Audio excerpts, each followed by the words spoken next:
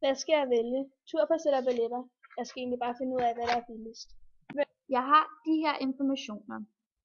Per forlystelse så koster den 37 kroner.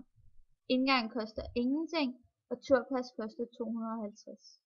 Hvordan vil jeg løse problemet? Jeg vil sætte det ind i en graf.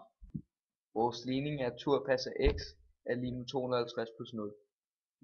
Vores forskrift er billet af x er lig med 37x plus 0.